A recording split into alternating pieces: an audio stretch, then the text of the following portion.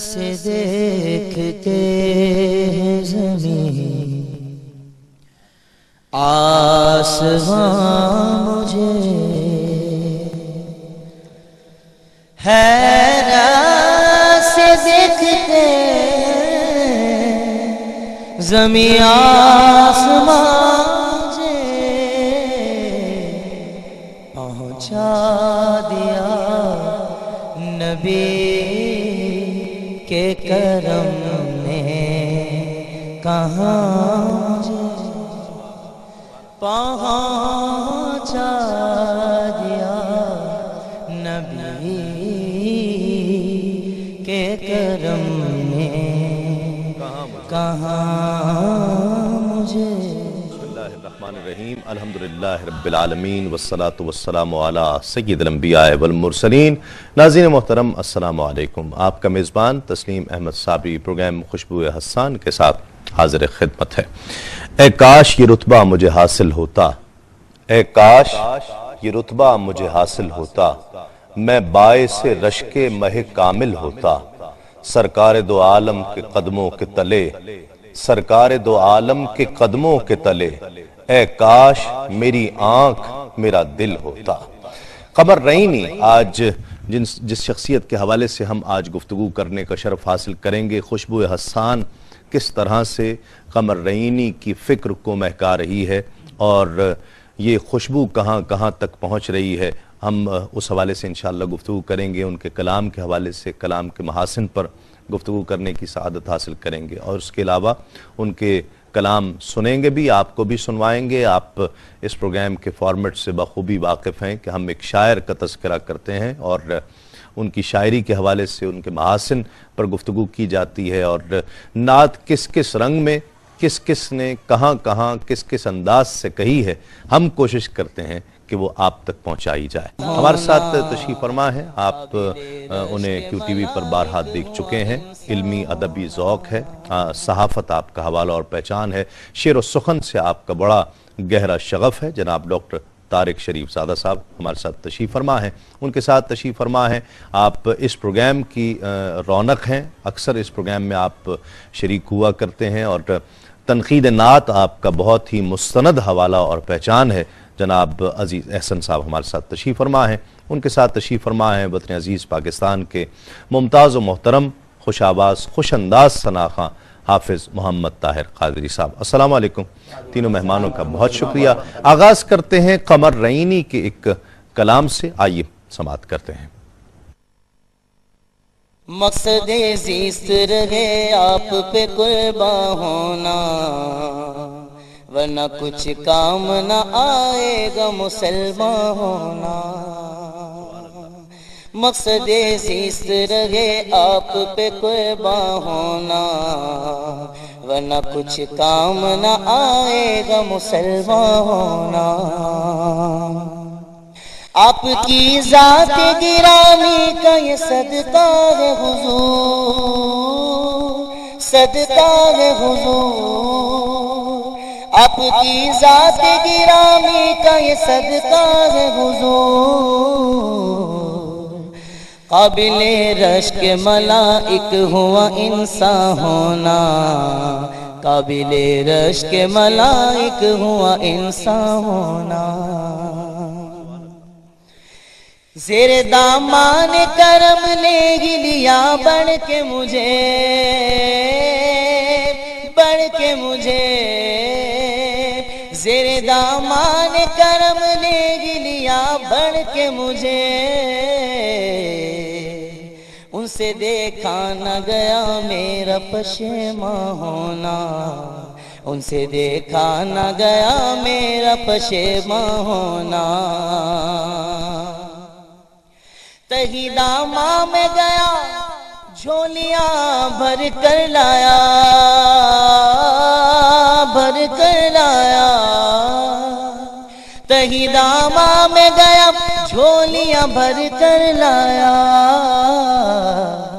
میرے کام آیا میرا بے سر و سامان ہونا، میرے کام آیا میرا بے سر و سامان ہونا۔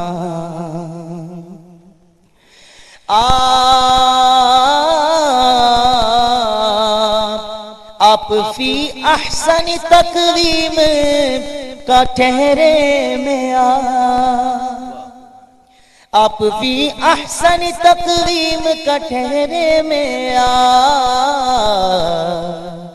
غیر ممکن ہے اب اس شان کا انسان ہونا، غیر ممکن ہے اب اس شان کا انسان ہونا۔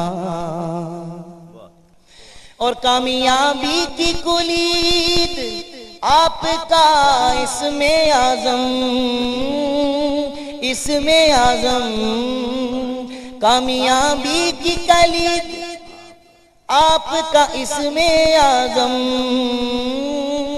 اسم اعظم، منحصر اس پہ ہے ہر کام کا آسان ہونا، منحصر اس پہ ہے ہر کام کا آسان ہونا۔ مکتا کاش جبریل امی حشر میں مجھ سے یہ کہے، مجھ سے یہ کہے، کاش جبریل امی حشر میں مجھ سے یہ کہے، اے قمر تجھ کو مبارک ہو ثنا خواہ ہونا، اے قمر تجھ کو مبارک ہو ثنا خواہ ہونا، اے قمر تجھ کو مبارک ہو ثنا خواہ ہونا، اے قمر تجھ کو مبارک ہو ثنا خواہ ہونا۔ سبحان اللہ۔ ناظرین، قمر رئینی کا اصل نام عبدالحمید تخلص صاحب قمر کیا کرتے، اور رئینی کس نسبت سے کہا جاتا ہے یہ ہم بات کریں گے بعد میں۔ پیدائش آپ کی 4 فروری سن 1925 کو ہوتی ہے۔ تقسیم ہند کے بعد ہجرت کر کے 11 جنوری 1948 کو راولپنڈی پہنچے اور پھر یہیں مستقل سکونت اختیار کر لی۔ 7 روزہ پرواز سے آپ نے صحافت کا آغاز کیا۔ بنیادی طور پر آپ ایک صحافی اور شاعر تھے۔ ریڈیو پاکستان راولپنڈی سے وابستہ رہے اور کئی ادبی پرچوں سے بھی آپ وابستہ رہے، جن میں ماہنامہ نیرنگ خیال جو بہت مشہور اور فیض الاسلام شامل ہیں۔ شاعری کا آغاز آپ نے غزل سے کیا۔ 1997-98 میں حج کی سعادت حاصل ہوئی، اور حج کی سعادت کے ساتھ ہی اللہ اور اس کے رسول نے ایسا کرم کیا کہ دل کی دنیا بدل گئی۔ نعت سرکار دو عالم صلی اللہ علیہ وآلہ وسلم کہنے کی سعادت حاصل ہونے لگی، اور پھر اکثر آپ نے نعت ہی کہی۔ نعتیہ رباعیات آپ کا ایک امتیازی وصف ہے۔ آب زمزم کے عنوان سے یہ آپ کی کتاب بھی شائع ہوئی۔ حمدیہ، نعتیہ اور مناقب جو اس پر مشتمل رباعیاں ہیں، اور ایک نعتیہ مجموعہ آپ کا ولائے رسول بھی شائع ہوا۔ نعت کہنے میں بڑی احتیاط سے کام لیا کرتے۔ ان کے اشعار سے رسول اکرم صلی اللہ علیہ وآلہ وسلم کے ساتھ ان کی جذباتی وابستگی اور والہانہ عقیدت کا اظہار ہوتا ہے۔ ان کی نعتوں میں فکر کی گہرائی بھی ہے اور فن کی پختگی بھی پائی جاتی ہے۔ خاص طور پر آپ نے جب نعت سے شغف اتنا، محبت اتنی بڑھ گئی، تو آپ نے تذکرہ نعت گویان راولپنڈی اور اسلام آباد مرتب کیا، اور 100 شعراء کا آپ نے انتخاب کر کے ایک کتاب میں اسے جمع کیا۔ 27 مارچ سن 2008 کو آپ کا انتقال ہوتا ہے۔ ڈاکٹر صاحب، قمر رئینی کیا کہتے ہیں؟ تسلیم بھائی، سب سے پہلے تو میں آپ کو مبارکباد پیش کرتا ہوں خوشبوئی حسان کے حوالے سے کہ آپ نے اس مرتبہ پھر ایک بہت اس عہد کی نمائندہ آواز، ایک ایسا شاعر جس کا کام نعت کے حوالے سے بڑا مستند اور معتبر ہے، اس شخصیت کے بارے میں گفتگو کے لیے ہم سب لوگوں کو یہاں مدعو کیا ہے۔ قمر رئینی صاحب کے ہاں جس طرح مختلف احباب ان کے حوالے سے تذکرہ کرتے ہیں، ان کے کام کے حوالے سے، کہ 2 فیزز ہیں۔ پہلا فیز ان کے ہاں غزل کی ایک مضبوط روایت موجود ہے، اور اس کا سبب یقیناً ان کی بچپن کا ماحول، ان کے گھر کا ماحول، اور خاص طور پہ شعر کے حوالے سے جو ان کی ننھیال سے ان تک ایک روایت پہنچتی ہے، اور پھر غزل میں ہی تربیت ہوئی۔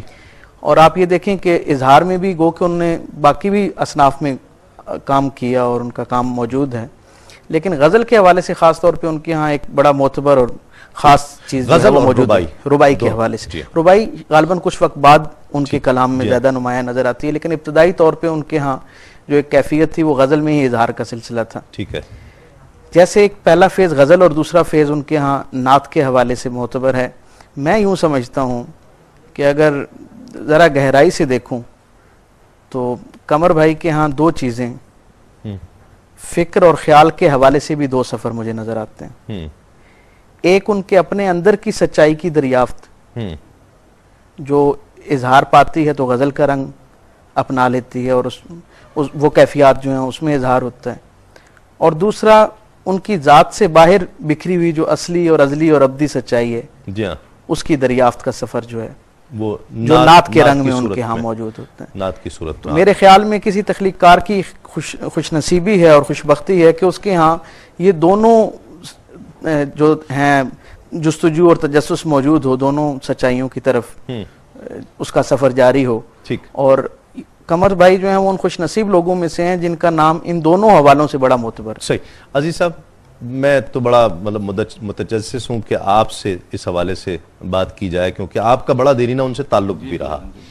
بلا کر نوازے گئے یہ کہا جا سکتا ہے کہ بلایا اور پھر نوازا، اور ایسا نوازا کہ پھر وہ جو 10 سال گزرے ہیں بعد کے وہ نعت میں، اور جو تذکرہ نعت گویان راولپنڈی اسلام آباد ہے وہ اس کا منہ بولتا ثبوت ہے کہ آپ کی زندگی بس نعت میں تھی. پھر اصل میں ایک ٹرننگ پوائنٹ ہر آدمی کی زندگی میں ہوتا ہے.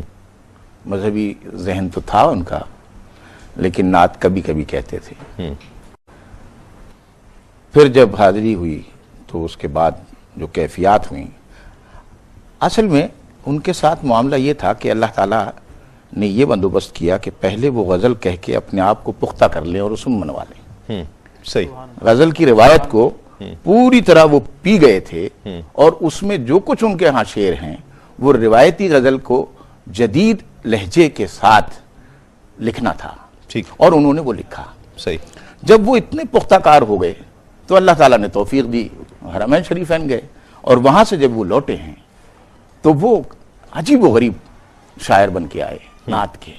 اور اتفاق سے اسلام آباد میں یہ بڑی اچھی روایت ہے کہ 2 تنظیمیں ایسی ہیں جو ہر ماہ نعتیہ مشاعرہ کراتی ہیں. ایک ہے بزم حمد و نعت حافظ نور احمد صاحب کی، جی ہاں، اور ایک ہے محفل نعت، اس میں ہے ریاض الاسلام عرش ہاشمی صاحب. ٹھیک ہے. یہ لوگ جو ہیں یہ برسوں سے نعتیہ محافل کراتے ہیں، اور ہر مہینے بلا تعطل یہ ہوتی رہتی ہیں، اور 200-250 محفلیں ہو چکی ہیں محفل نعت کی، اور ان کی بھی زیادہ ہو گئی، 4-6 سال 8 سال ہو گئے ہیں حافظ صاحب کی. اس میں برابر حضرت علامہ قمر رئینی حاضر ہوتے رہے. ٹھیک ہے. اور ان کو ظاہر ہے کہ ان کے منصب کے حساب سے کبھی مہمان خصوصی بنایا جاتا تھا، کبھی صدر بنایا جاتا. ٹھیک ہے. ان کا لہجہ، انہوں نے اتنا مطلب اپنے آپ کو حضور صلی اللہ علیہ وسلم سے محبت میں اتنا آگے کر لیا کہ جب انہوں نے کتاب کا نام رکھا تو ولائے رسول کے علاوہ کچھ ذہن میں نہیں آیا.